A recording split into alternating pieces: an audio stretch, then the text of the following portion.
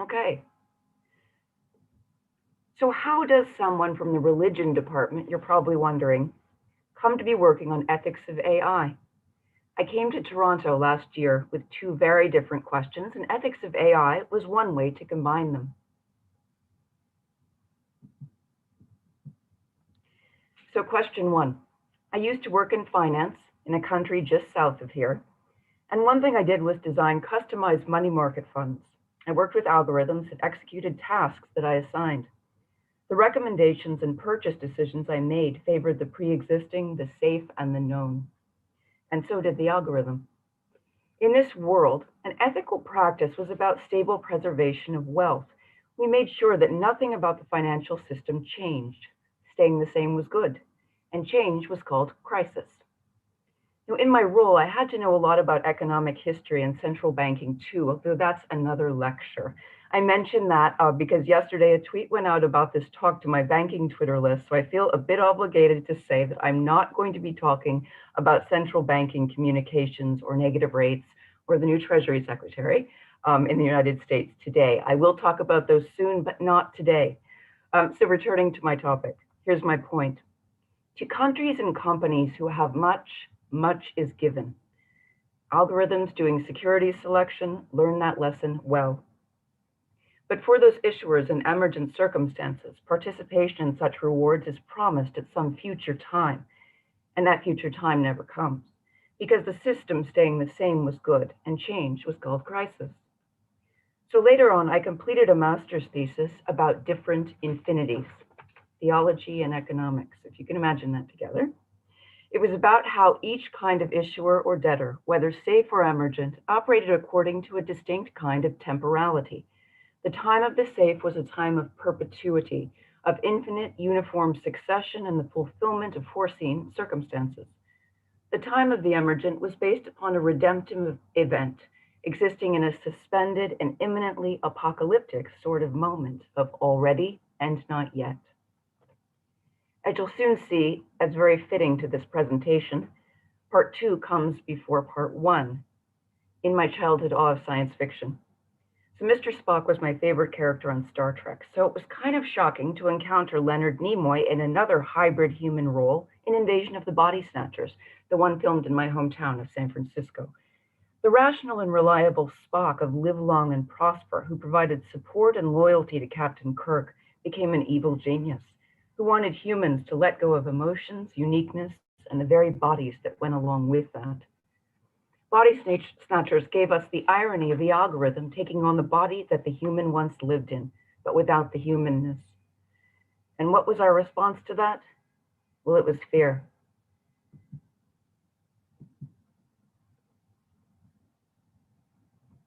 We all cheered when that scary Dr. Kibner got locked in the freezer. Yet when I was writing Different Infinities, I had another cultural object in mind. It was Roy Batty from Blade Runner. The Tears and Rain monologue is about the irreparable shortness of life. We hear the moment in which a being towards death, a recognition of unavoidable finitude, becomes the condition of free action in the world. A world Roy realizes he will soon no longer abide in. So we can sum the events of our own life in terms of number, but those same events gain a new meaning viewed as parts of a unity, in relation to which they become differentiated expressions of something much less countable, our life. Differentiation is mechanics, but integration is sublime. When he gives this speech, Roy has just decided to save the life of a guy that was going to kill him or retire him. He saw in another's particular face an expression of something, a Levinasian interruption. And this happens precisely when Roy realizes that he himself would not be redeemed. He could only choose to redeem another. So something or someone about to fall 100 or so stories uninterrupted is interrupted in midair and in time in a manner unique to the context presented. So Roy interrupts what is foreordained. This was nothing like HAL 2000 getting revenge in 2001, or Roy's own murder of his creator, Dr. Tyrell, earlier in Blade Runner. But in that meeting with his maker, Roy learned that he would not survive. But this part is very important. Roy did not suddenly become merciful when he saved another's life. This was not a fulfillment of previously imposed human content, as if such content could be universally good or bad. Rather, it was a change of decision process coinciding with a change in his perception of time. Now, the terms differentiation and integration come from calculus, from the mathematical languages upon which computation and digitality are founded. But to put this less mathematically, I think an alternative basis for the question of ethical AI rests in the idea that integration, let's call it the whole, bears something extra or something not apparent in the sum of its differentiated parts. Life itself is not known in the quantified sum of all lives, yet it is experienced in its fullness in the quality and possibility of one particular case, of the kind that the ethical dilemma generates. Roy's decision is not a useful one, it's a moral one, and it was not predetermined. It belonged to one moment, and it changed everything. In the movie Blade Runner, the replicant AI receives memory from human programmers but does not learn ethics from humans in a planned or predetermined way. So why did Roy interrupt himself, and what can that tell us about ethical AI? Other encounters with AI in Blade Runner and in later films continued upon less temporal themes. For example, AI encounters the performance of gender and the performance of body in some version of conventional female expectation, albeit within a context of survival and rebellion. Or a digital her doesn't have to bother with a body at all, but learns about humans and doesn't really become one. And more recently, Bethany from Years and Years, who is very much human, desires transhumanity and release from her body. In a revealing conversation, Bethany's parents showed themselves more than ready to lovingly embrace their child's change to a different body. But when it came to considering that Bethany wanted to become disembodied data, her mother says, "You mean you want to kill yourself?" And the conversation doesn't end well. What all of these have in common is they're all from the same human vantage. They dismiss AI decision agency in very specific ways.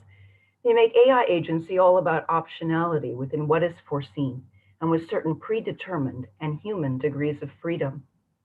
Foreordained optionality is the realm of the expert that comes up with all these plans and scenarios but misses the outlier because it didn't fit their model. The model could not see or even name what was new. Models don't do interruption. If a machine holds a store of information, a store of rules, and an executive function that combines them, and some sort of check that all of this is accurately executed, you have a case of a foreseen goal. Causality is fulfillment of potential in the optimal sequence and succession in the least amount of time. So what is concluded, and not inaccurately, is that AI will decide in terms of its own survival, even in a perverse instantiation of its given instructions. Nuance is rare. Yet I was struck by a comic strip I saw recently, which I found to be a lot more realistic in terms of our interactions with the learning AI. Some mystery is involved, and stuff gets lost in translation. In his much-quoted paper from 1950, Alan Turing likened the layers of the human mind to the skin of an onion. In each layer we find mechanics, but we seem to say that these layers do not relate to the integration, to the mind as mind. Can we ever peel back the onion all the way in terms of AI? I don't think so, and that doesn't bother me, but I still have a lot of questions.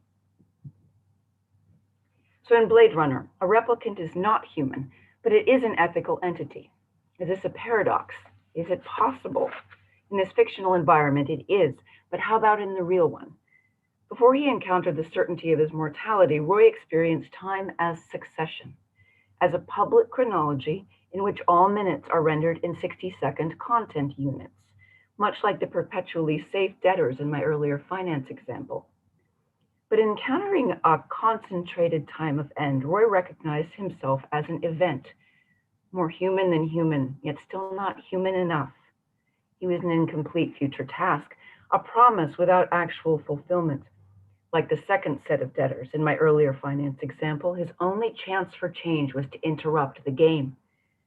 So moving beyond this fun hermeneutic of Blade Runner, how might we isolate the source of Roy's capacity to self-interrupt? How do we translate that temporal perception change into the computational environment Absent the subject, how might conceptual framings from mathematics offer us an interpretive lens by which to do that? Now remember that self-interruption is not the same as self-correction. The latter is a foreseen condition of accuracy, and the former is an open condition evoked within the ethical dilemma. There's an overlap between the indeterminate and the ethical, and this is not often captured in discussion of AI ethics. The network has already been trained to correct itself across processes of gradient descent, of probabilities and weights, of discrete phases. That's what machine learning is. Interruption and the ethical question are different. What does a moral decision look like mathematically? How is the unique and particular case given infinite precedent in its expression of difference? And in what sorts of cases might such a question be applied? In the time I have today, I'm hoping to share a few questions that I'm asking. You'll see that a lot of these questions involve my reading of Hermann Cohen, as well as my situation within the field of Jewish studies. Cohen's decidedly non-psychologistic reading of Kant stipulates a logic of origin in terms of pure thought, generated independently of the sensible faculty, making it potentially translatable to AI ethics. In the programming task, the digital mind encounters the human mind, and the human mind views the digital mind as instrument. A learning network is often conceived and judged as a robot, as a species of subhuman. Thereby, it's judged upon whether it could learn to one day behave in terms of an ideal human. But this is a stretch. The network is not a human subject, even as it's capable of learning and memory. But a network trained upon biased data and trained in terms of comparison to universal benchmarks, quote, universal benchmarks, is going to learn bias. This bias can and does lead to some terrible decisions. But this is not a case of a biased network. A network is not a static thing that can itself be biased. The network is a process, an activity. It makes itself as it works. So its ethics and its agency, if you will, are a process and an activity as well. They are unfixed in terms of content. If bias is about a bias training process, then teaching a network how to be biased and then blaming it for being biased is not all that useful. So when does ethics happen? Is ethics a regulative tool that addresses injury after the fact?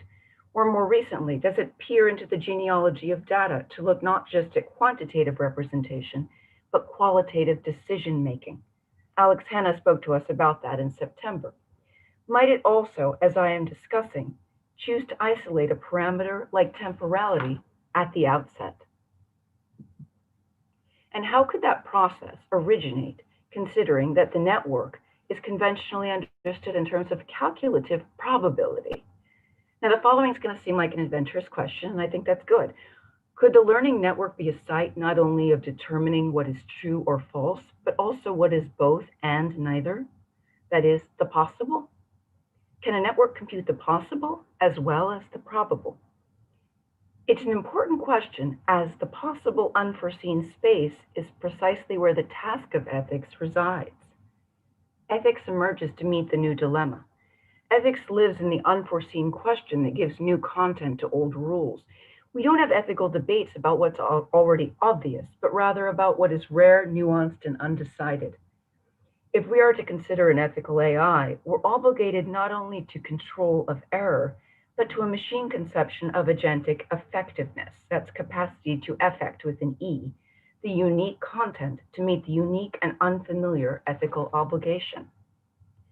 So when we say ethical AI, we're not talking about predetermined values or a list of instructions imposed by an external mover. We're talking about the what if. Ethics both generates and tasks itself in the pure production of the open question, in the form of the hypothesis. Thus, ethics grounded in the very logic of digital environment is about the capacity to generate the possibility of the open question and its particular conceptual content in the first place. So consider that ethics of AI is not only about what content an external mover puts in, or what we can eloquently criticize, regulate, or correct at much later stages, though I don't deny that these are important. But remember, people are not ethical just because they talk about how scary the computer is. Since the network also learns, we have to talk about what AI conceptually generates. And this evokes a different set of questions when it comes to the programming environment. For instance, Can machine intelligence learn to engage hypotheses? And can these hypotheses as agentic or ethical settings be not only useful, but interesting and even thought-provoking?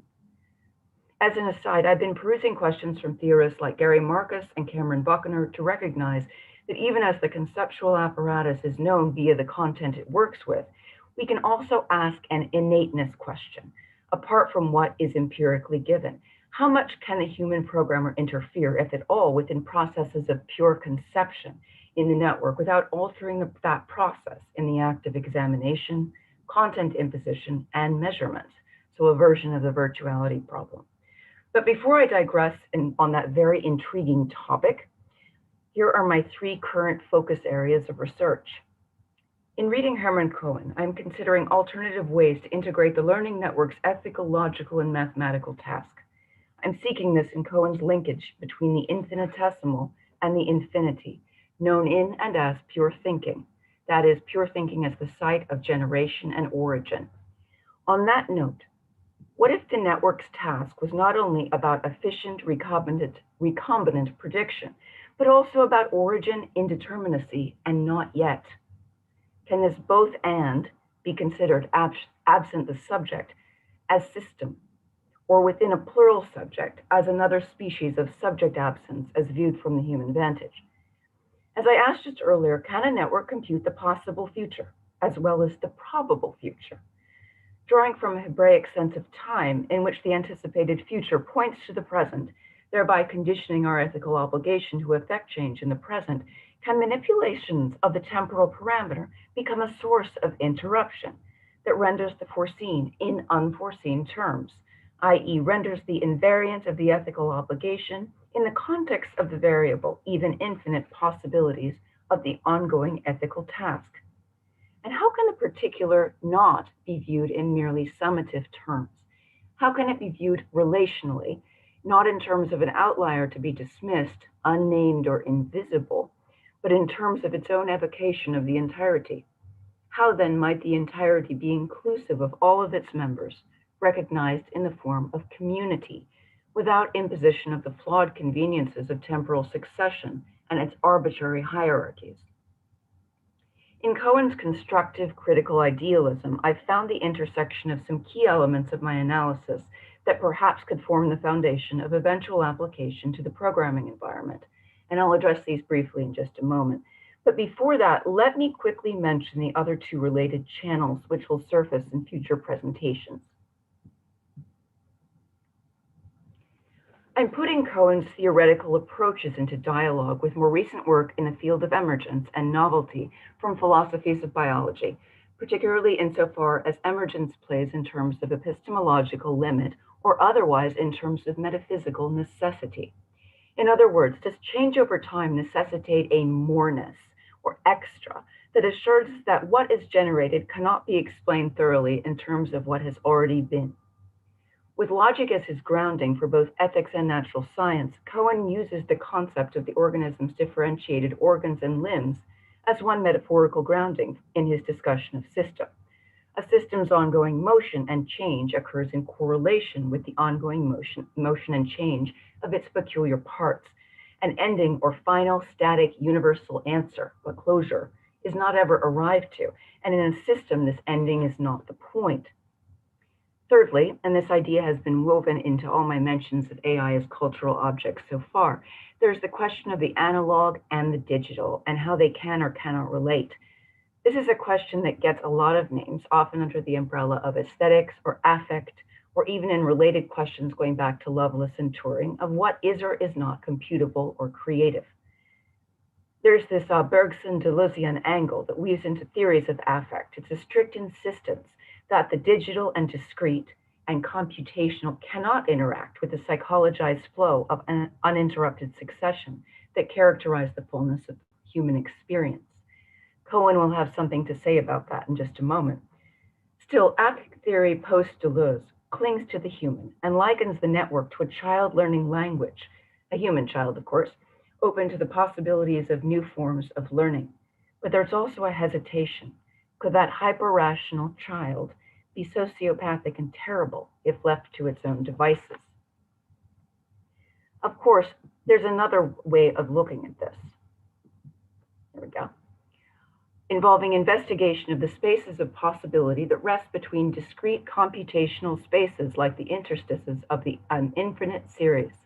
Cohen's work approaches this question in a non-psychologized, non-empiricized way, in the space of generative possibility afforded in logic. The true and the false, temporally given as the already and the not yet, unexclude the excluded middle, making the necessary site of the possibility of possibility. Cohen's focus on the logical and mathematical and his dismissal of assumptions of temporal succession and external cause point to a way to talk about an ethical entity and not fall into the biases of being. A future presentation will go into the translation of temporal parameters into the programming environment, but for now, let's look at a few time and affordance elements from the Cohen thread, and then I'll wrap up. Generally speaking, one runs an algorithm to find an answer. Algorithms are not typically consulted by those seeking countless new questions. An algorithm gathers much and reduces to one, arriving purposefully at a point of closure, resolution, and not needing more. When the objective is closure, an open future is irrelevant. Figuratively speaking, an algorithm with a future is an algorithm that doesn't work. Yet this statement helps to situate an important distinction in Cohen between the sequence and the series. Those viewing time in terms of perpetual uniform succession prefer the sequence as an expression of time, yet Cohen prefers series. While in the series, the activity of lining up stands out, the series also makes the series itself its goal, and in doing so, the series looks forward, not backward. Rather, a pregnant and promising ellipsis produces the idea of following as motion. The ellipsis then logically founds what is to be followed and what must be followed for the series itself as idea, not to logically dissolve. The idea of following then is anticipated as an invariant of the series. This anticipation, states Cohen, is the fundamental act of time. So stop there and consider what that means in terms of the ethical question. It means that the current act is fundamentally conditioned by the future anticipation. And this is not simple consequentialism of knowing exactly what will happen if I do X. That would be the case if I was following instructions or for fulfilling latent potential in a sort of Aristotelian arrangement. Instead, this is the generation of the event in the present in terms of a possible future which is not yet. This is the already and not yet of the emergent, indeterminate case of the ethical dilemma and the response which rises to meet it. Cohen states, if anticipation is the characteristic of time, then the future contains and reveals time, i.e. the past is that which follows the anticipated future, as the act of anticipation is time's appearance. Thus for Cohen, the future is first. Considered in terms not of sequence, but of series, there is no ongoing and uniform superaddition of succession, nor is there a metaphorical necessity of a bed or river of time upon which events might rest or float. Rather, the activity and category of anticipation, in which time is methodologically preparatory, functions as motive for the generation of content. Temporality is the parameter associated with the origin of the possible. Mathematically, this translates as differentiation as opposed to difference. It is not a permutation that fixes elements into a final succession. This would render logic as merely instrumental to the needs of human psychology. Cohen alters such vocabularies in recasting unity and difference apart from the idea of succession, as his time conception charges the future with a qualitative originary task, rather than assigning the past as a basis for supplemental or superadded quantity. But here's the quandary. The learning network has been designed by humans to operate within a Kantian understanding of time as succession. So this pattern of succession is generative of learned bias. However, it is not automatic for the AI, except insofar as the human instructions prefer psychologized overlays that order successively. So if the AI in a theoretical simultaneity or atemporal setting, apart from the human programmer, theoretically, were able to change its mind and interrupt itself in its quest for the perfectly executed search, it would necessarily have to change its own temporal perception midstream. That expression midstream revealing a bias towards time envisioned as a stream or river or line.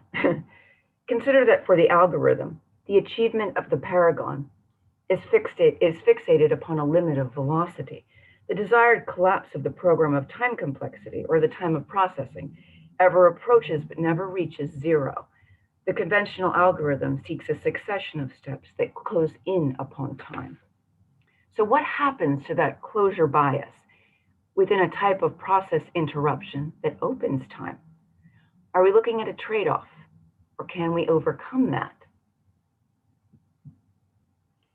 Each of these cases presents a distinct version of the interaction of the ellipses within the infinite series, and by association with the computational operations at the level of the matrix. Could the distinction between sequence and series, and the respective implications of each for the perception of time, introduce a developmental decision point in a network's treatment of the unique and particular case? Another way to put it is, what would or could machines do if we didn't saddle them with reductive, psychologized epistemologies? Can we know that? This is one of my research questions, and it also involves examination of the form of the function. Within the context of the infinitesimal calculus, the function is methodologically central to Cohen's examination of causality. The function is not merely an adding machine, nor does it point to something outside of itself that would both subordinate it and deprive it of its own possibility of newness. In stating that the y is new and the x is not, the function functions as a site of origin as opposed to a site of succession. Asserting this connection in logical terms, Cohen reminds us of the limits and distortions of the psychologized point of view of succession as an arbitrary assignment of causes and results. Cohen offers a great explanation of this that I've omitted in interest of time, but what it basically comes to is that succession can only claim A and B to be the same or different. In doing so, it collapses them into a sort of totality. But in his turn to logic and to the form of the function, B and A are viewed in relationship to each other. B can both confront A as entirely distinct and new, and also as emerging from the infinite set. And as an aside, some of the pushback I get on some of these research questions has to do with that rejection of the idea of both and in the network versus this or that. You have to choose one or the other. You can't have both and. And unsurprisingly, I think we need both and. And it depends, of course, on the context as to how that could be applied. I've also sought a through line in Cohen and in philosophies of biology of the treatment of the relationship between combination and permutation. Consider the contrast between the permutation special combinative case being regarded in terms of uniqueness rather than in terms of hierarchy, of being the right order. This would place the probable and the possible in a sort of correlative tension. It recasts the permutation in its uniqueness rather than in its usefulness in terms of something else, which is how we usually know it in the algorithm. The permutation is a particular differentiation of combination, expressive of community and relationship, rather than an end stage of combinations run through to find the correct and superior one. And since the relationship involves the invariant here of the space between, I'll pull a little more from biology and talk briefly about affordance and then close. So Western convention views the causality primarily in the presence of something. There's a subject and it moves an object and it nudges or pushes or imposes something upon something else. But the Tao Te Ching that 11 offers a different view, and I'll paraphrase it in translation. 30 spokes converge at the wheel's hub to an empty space that makes it useful. Clay is shaped into a vessel to take advantage of the emptiness it surrounds. Doors and windows are cut into walls of a room so that it can serve some function. Though we must work with what is there, use comes from what is not there. So it's not so much the absence itself that is critical, but how it affects what is left. It's the relation of space that matters, but the space is not known absent the content of the non-space. So you see that the possibility comes logically prior to the probability. This is the space of the zero, the one being something already and the zero being not yet, which casts meaning upon the already. The question of origin relates to the question of ethical agency in that it relates to affordance interpretations of causality. This generation illustrates an interwoven causality in terms of affordance. In biology, you might inquire towards the range of possible adaptive selections from an infinite range.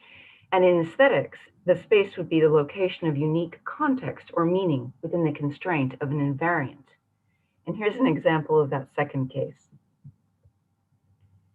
The words you type into a meme generator have little meaning absent the structure or their membership in a series or set. The series is ever open, yet it's distinct. In one sense, this is a computational act, and in another, it's an indeterminate and interruptive act, one of creativity and arguably even newness. Now, one could trivially say that every combination and recombination the meme generator performs is new because it occurs in a nanosecond later or earlier on social media.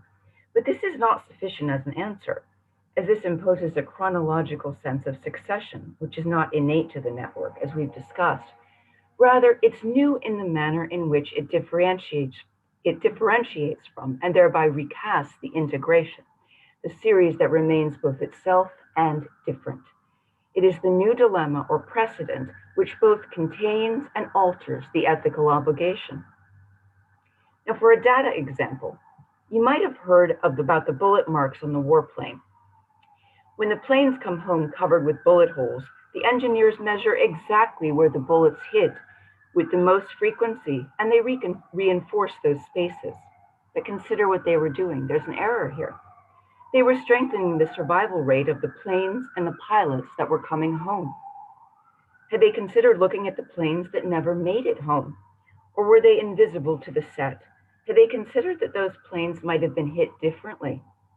Are these spaces between, these open spaces, really where the attention should have been given?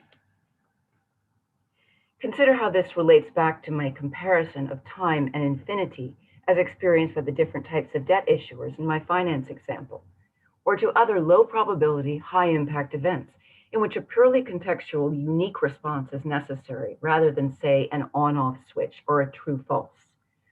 Like financial system glitches, especially debt market glitches, that tend ultimately to enrich the finance community and punish disadvantaged communities. But that lecture will come later. I'm bringing Cohen's open question to other settings, like category theory, or more generally set theory, and to how you establish the axiom as invariant in the immobile certainty of its statements, and to Gödel's theorem that in any sufficiently powerful logical system, statements can be formulated which can neither be proved nor disproved within the confines of that system. On the one hand, the structure is impeccable, and on the other, it's subject to that elusive extra, or excess, or infinity even, that cannot be captured but remains open. This is the space of interruption. It is the discrete yet fertile space of the ethical. So in closing, the space between proof and disproof, or true and false, is not nothing when placed under a temporal lens, the lens of time. It's the site of the not yet, the indeterminate, and therefore of ethical agency. If we are to consider an ethical AI, we are obligated not only to control of error ex post, but to a machine conception of agentic effectiveness, that being the capacity to effect with an E, the conceptual content to meet the future ethical obligation in its unique moment. Thank you, and I welcome your questions.